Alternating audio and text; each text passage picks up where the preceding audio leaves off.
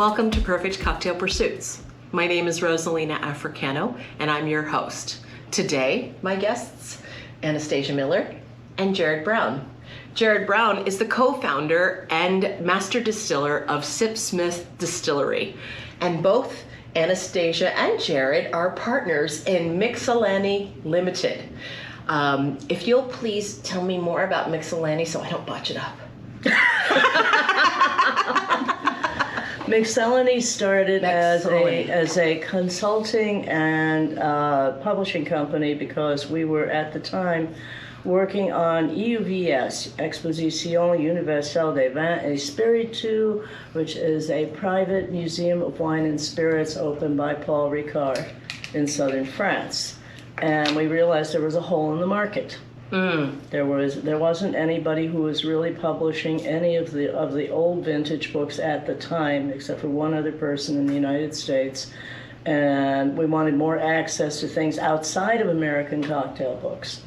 So it was one of the best ways we could accomplish that. Plus, we had been through major publishers for a number of years and decided we wanted to start our own publishing company for a very niche subject that they would not want to publish. We found ourselves doing a lot more for the major publishers than they were doing for us, and yet they were getting 94% of the take on the book sales and giving us 6%. Yeah. And then turning to us and saying, now, how are you going to promote this book? Because we've never done an alcohol book before. And we finally said bye, started self-publishing, but then very quickly started publishing friends' books, such as Gary Regan, who did the Bourbon Bible. Yes. Yep.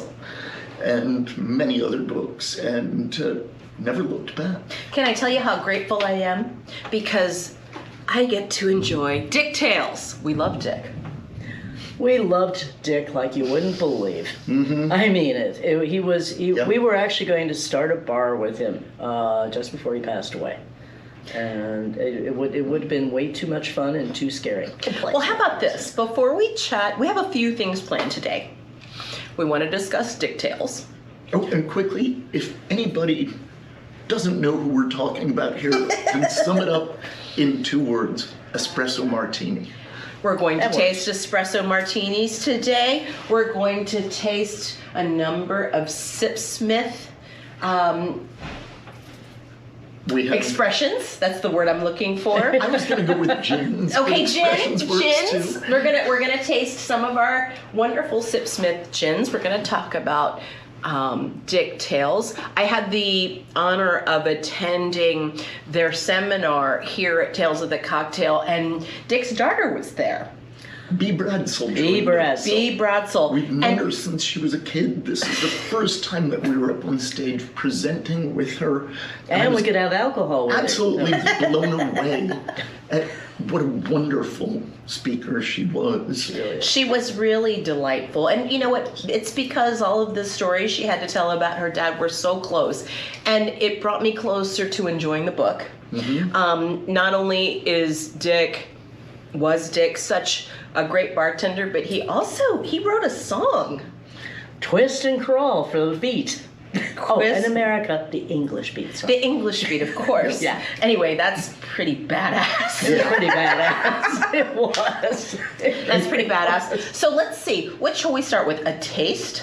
A cocktail? We have to start with one or the other. A taste of Choose gin. your poison, Jared. I think we should start with the London Dry, because that's where it all begins, with gin. So the first time that Jared and I had the opportunity to meet, I was living in London. I've only lived in Washington, D.C. through my whole life, but for 2.5 years I lived in London. And I got this little notice because I was following the industry. Hey, come and have some indie spirit tastings. And I met Simon Ford that day, and I met Jared, and they were all there repping their brands. Was that in Selfridge's department store? It was in Selfridge's department store in the basement. Mm-hmm. And it was the first time I tasted gin, and I could taste all the notes in the gin without it burning as you took a deep breath.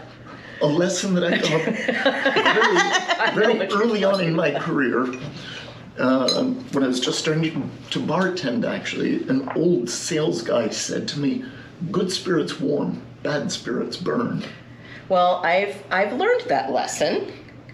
And today we're going to taste what I tasted on that same day we met all those years ago. We're tasting the London Dry Gin. Please. Thank you, ma'am. Sir. Thank you. And cheers to you. Thank you for joining us. Yes. Cheers. Now, to begin, the nose. Yes. And the trick to nosing is holding the glass exactly as you did, Okay. breathing exactly as you did, but with your lips apart. Oh, my lips apart. Yeah. Okay, Breathing okay. only through your nose, because that allows the aromas to swirl around the retronasal palate as well as reaching the orthonasal receptors. It's like listening to music with 2 earbuds instead of just one. I love listening to Jared talk and use all those sexy words. Try this with wine. Dictionary. I know, I really. All right. I did a presentation to a room of 100 sommeliers. At least 20 of them came up afterwards and said, "You just changed my life." Because that slight difference of parting your Yeah. lips. Yeah. And you can try open, closed, and it's literally like you're pulling out an earbud and putting it back in. It's a little bit of a trick to remember to look slack-jawed while you're nosing, but Well, it's not the most elegant look, you know. It's not elegant. It isn't elegant. But- It Well, isn't let's elegant. taste.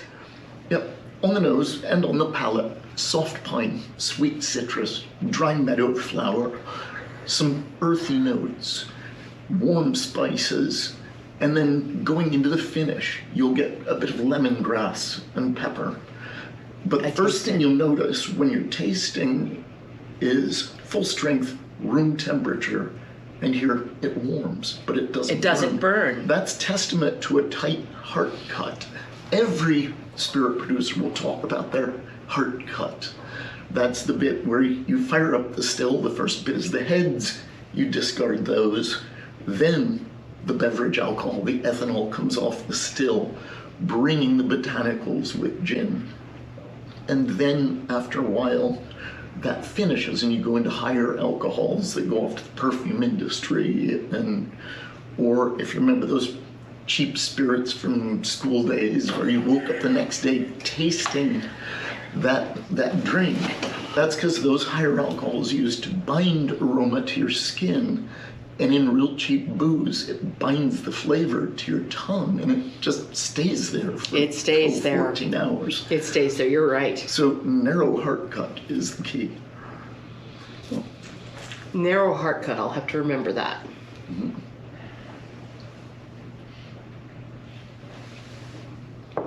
Well, thank you for that. This is gin as it was made in the 1860s.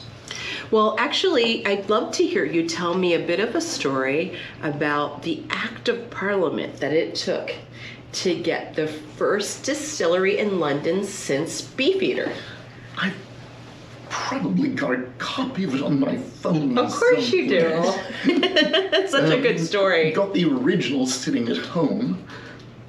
So I'm going to And, paraphrase while he looks. My understanding is that Sipsmith had to have an Act of Parliament to open the first still in London, Chiswick, right? Yeah, when we opened between Hammersmith and Shepherd's Bush. Yeah. Okay, got in you. London. And the only trouble was we could not get a license. No one had been issued a license in London since Beefeater in 1820. 1820. Because the Excise Act of 1825, which I don't know if you'll be able to see. You'll send but- it to me and I'll make sure they see it. Great. Said no person to keep a still of less than 400 gallons. Oh, Now, that's 1,800 liters. Our first still was 300 liters. and the name of your stills are Prudence, Patience. Patience.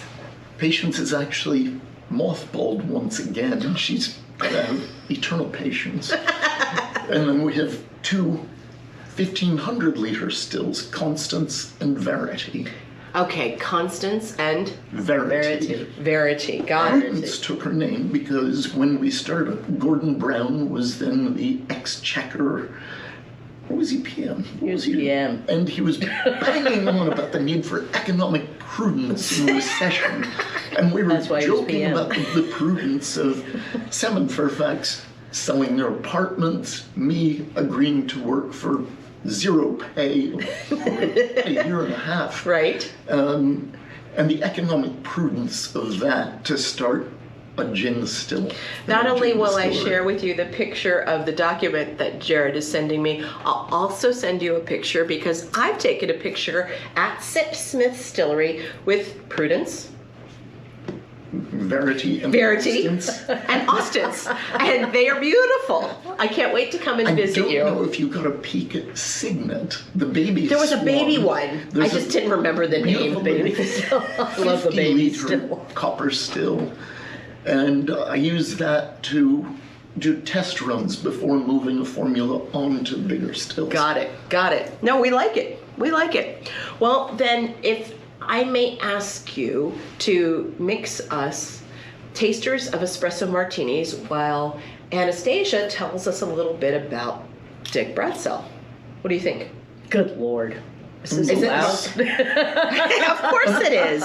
So Dick Tales is published by Mixellany. Mixellany. I've been calling it Mixellany. It Oh, must be actually, an that's the American. American pronunciation. I was like, it must be versus the American. English pronunciation. It's Mixellany. Mixellany versus Mixellany. Mixellany. Mixellany. Yeah. Anyway, those are your publishers of Dick Tales, a loving story about Dick Bradsell. It's actually all Dick Bradsell's words. It's all okay. Got you. See, Tell me about one it. is One of the handwriting twists. for the One of the most part. twists is usually when somebody has an autobiography or a biography done of what they've done. It's other people writing about them, or that seems to be the way that the trend of books like this. And, Right. When Dick was still alive, he and I agreed, and I promised that it was going to be all his words, and it was going to be what he said, the way he said, and I said, I'm probably leave the freckles, the blemishes, a little bump on the end of the nose, and some really bad misspellings in there, just for fun. The only way to accomplish it, and because everybody'd heard about Dick's recipes being handwritten to his different teams at different bars that he had opened, had little sketches of shaking or stirring the drink, and this, it was like this great cartoon. And I said, we have to keep it as it is. And there's another vintage book called Nip Ahoy that Dick absolutely loved, and I said, and that one had cartoons and illustrations and the same thing, Nip shaking, Ahoy. stirring. Yeah, Nip Ahoy. It's a great. Nip book. Ahoy. What a great word. And we said, okay, that's what we're going to do. So when he did pass away, I said, I'm still going to do it. And I made, I promised B, I was going to follow what Dad and I had decided. So that's what it is. It is Dick's handwriting. It's a Everything delightful is handwritten, and we have little bubbles, making comments so people understand something, but the rest of it is all Dick all the time. So, and not too many people do that, so I thought might as well. I'm delighted that you have. Thank you. I'm delighted that you have. And Dick is also known not only as a writer for the song, for English Beat. Nobody remembers that he's the writer of that song. I do. It was taken off. It was taken Oh, off. that's right. You mentioned that. Yeah, There's a picture in the book where he's actually credited, Yeah. but reprints have since taken him off of that.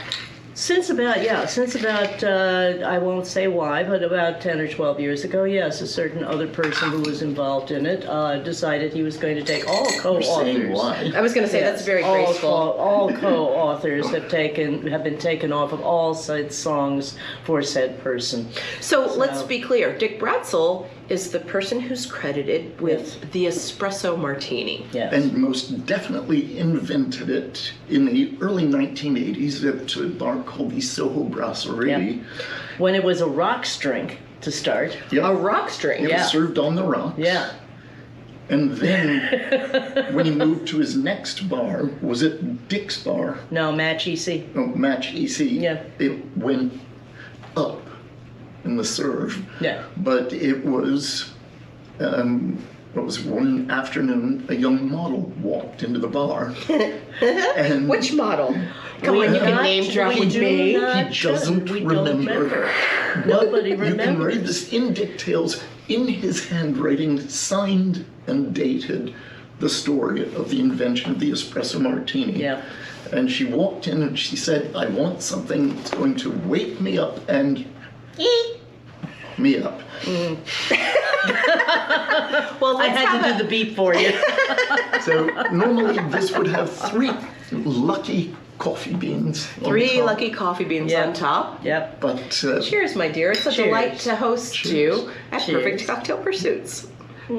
and you'll find I made this one rather than with vodka, with a bit of the Sipsmith lemon drizzle gin. The lemon drizzle is a delight, even over ice. Well, think of this as kind of like if you've ever been to New York and you've gone down to Soho, go into an old classic Italian coffee shop, and you can have an espresso romano, which is a little twist of lemon. It's a delight, just Yeah. right over top. Right over the top. It brings a lot of brightness. Exactly.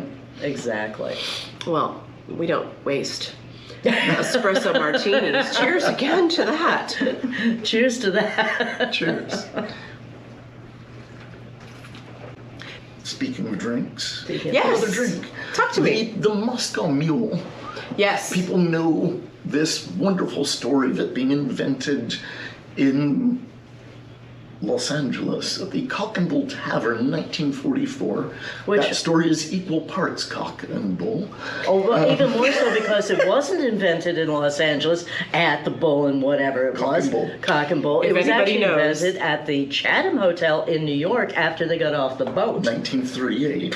1938 Yeah. is way sooner than the time in LA. Exactly. It was One of pre-World them War admitted II. it in an interview in 1972. Got and it. The 3 inventors credited, but Anastasia said the key, and that was after they got off the boat, and all 3 of the credited inventors of the Moscow Mule had traveled on the Queen Mary. Of course they did. The Queen Mary cocktail, Yes. invented by a bartender named Much of the Laconia, the Queen Mary's Don't sister you love the ship, name? in the 1920s, consisted of ginger beer, lime, ice, and gin. So Wow. what they did was they stuck in the copper mug, switched the gin for vodka, and there was the Moscow Mule. So he decided that he was going to convert all of America to drinking ginger beer instead of ginger ale, and made this big effort and a big investment to make a bunch, and guess what? Nobody bought it. So, And a friend had bought a load of copper mugs and was Yeah. trying to sell them. yeah, so they figured they put 2 and 2 together, and Kunit had decided to do a similar thing, which is vodka's great. My family was in the vodka, but we bought the rights from the Smirnoff family back when they ran away to Paris. Gotta get into vodka. Well, of course, nobody was drinking vodka in the United States either, except for certain ethnic groups, and that was it. So here you had 3 things that nobody knew what to do with. The 3 guys are on the boat and going, hey, this would be a cool idea. Yeah, I heard that this had something to do with one of the first marketing pushes with regard to advertising. This is one of the first, it actually is. Historically, it is one of the first times that a drink was invented. Well, actually, no, not the first time. That's another story. But it was the first time in the mid-20th century where a drink was purposefully made as a marketing tool for the spirits companies. That I understand. It That's is what I great. heard. It That's is part of great. the story I heard. It is And true. you know, it's hard to remember all the details. And I'm so glad both of you are here because you remember the details. If it's not Unfortunately. Jared, it's Anastasia. And if it's not Anastasia, it's Jared. It's either remembering or discovering, Yeah. uncovering. In this one, And being very irritating about it. now, the Queen Mary cocktail was lost in history And then I found in the July 1943 edition of Motorboating Magazine. Motorboating Magazine. As They you always had do. magazines. Fever Tree Ginger Beer. We have the Sipsmith London Dry Gin. And we have a good A squeeze of fresh lime. squeeze of fresh lime. Yep. And It's a that's delight to have you here. Thank you so much for joining us. Cheers. Cheers. Cheers. This drink lives up very much to that first question Dick asked you Oh, yes. when we first met. Yes. Which is? I won't talk to you unless you answer this question properly. What is it? Having one of those days. How many ingredients in a good drink? How many? 3. You went, okay, we can talk. Okay, deal. Okay, fine. What if you had said 4?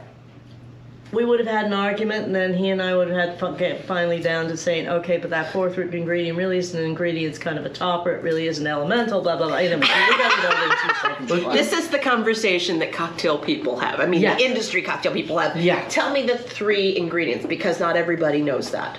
Well, the idea is you should have 1 base spirit, of course. Of course. You need at least 1 modifier. Modifier. Yeah, and then you need 1 other accent, I call it. An accent. accent. That can be bitters, it can be lime, it can be lemon, it can be anything, but it's an accent that's just nominal. 2 dashes of absinthe was one of the ones that was most famous during the late 1800s. Mm-hmm. In fact, somebody really bemoaned the fact that someone had taken the 2 dashes of absinthe out of the original dry martini. In 1952, there was an article in the American press talking about how martini aficionados were up in arms that You bartenders took my absinthe away. were making it with just gin and vermouth. Oh, Where was that dash from? Philistines. Where was that pearls. drop orange bitters? But in the words of Antoine de Saint-Exupéry, author of The Little Prince, perfection is achieved not when there's nothing more to add, but when there's nothing left to take away. I like it. I like it. Yeah. So we're here also at Tales of the Cocktail. This is the 20th year that Tales of the Cocktail has been run. This is my first year. This is our 20th. I bet it is. Is there a moment that you experienced this week that really stands out that you'd like to share with me? It's a lot, isn't it? One Which single day? moment. Exactly. Which day? The most memorable moment that you can think of. Wow.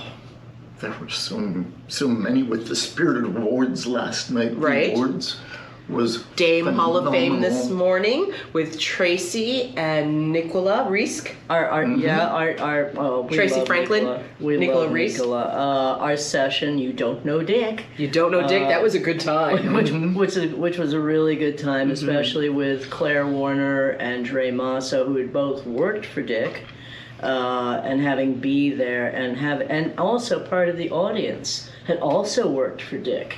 So Yes, they were chiming in to share in between. their experiences. It was perfect. And it was just like a great feeling of it has been 5.5, almost 6 years since Dick passed away. And no one, people had heard we were going to do the book. We had to wait until Dick's widow, of course, had gone through her period of grief and finally said, okay, I'll give you this box here. It took a while. Can I have it back? Yeah, I haven't seen it yet. And it did take a while, but it was like, that was a very special moment to finally say, here's Dick. And here, people who don't know who he is, guess what? You're going to find out who he is now. Well, it was really special to join you and to hear all of the personal stories. And I could really tell how touched everybody was in the room to relive those stories with you, and that's how Dick gets to live on. Yeah, it's tough because people don't realize that bartenders are far deeper in personality, character, spirit than what you see when they are behind the bar and inevitably, as Dale always does, leans in to go, hi, what can I do for you? Exactly. But there's exactly. where does that come from? And that was one of the things with Dick, is it came from this big ball of insanity.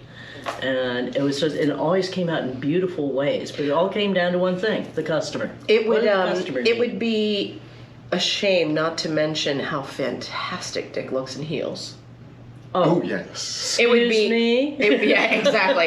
It would be a shame to not mention how fantastic it is for Claire to serve you a drink. I'll Yeah. make sure to share that picture with you. Yes. And you know what? I really wish I could have been there. You guys really brought that to me in a way of, oh, why wasn't I there? I'm so sorry I wasn't there. And he inspired a group of bartenders actually who were in the audience to do things like they'd have this annual competition of who can make the fastest drink in the most amazingly silly ways and in inebriated What's style. the name of that? Rematch Biatcha. It was a great It's a name. rematch. It was I a can't wait to rematch. look that up. It's a good one, and one of the guys actually was sitting near you, who's about 6'4", glasses, beard. Used to put on a fantastic dress in spiked heels. She used to play the drums. That His wife that's loved it. more than a notion to be in spiked heels playing the drums. Yeah, it's like how do you do that without hurting yourself, you know? But yeah, it was part of the play of the whole thing. Was I think people don't realize that there is this one mentality of, yes, I love dressing up in costume, and who says you can't dress up that way? And my wife helped me put my makeup on. That's correct. Yeah. That's correct. Yeah. Well, I have to thank you so very much from my heart, Anastasia, Jared, for both of you to share your time with me today. I really Happy to. enjoyed your seminar about Dick Tales and getting to know Dick and also his daughter. Yes. It was gonna be it's gonna be a memory that I carry with me very close. Thank you glad it so is. much. You're very welcome. So this is Perfect Cocktail Pursuits, and again I'm here with Anastasia Miller, Mixellany. Mixellany. You can say You can say Mixellany. it. I'm You're American. You're American. You can say it. And the British say Mixellany. Mixellany, of course. And Jared Brown, the creator and master, co-creator and master distiller of Sipsmith Gin. One of the most delightful gins that I tasted for the first time that didn't burn. Thank you for joining us again. We'll see you next time. Cheers. A little addendum. Yes? Anastasia mentioned EUVS earlier. If you want to dive into old books on drink, go to euvslibrary.com.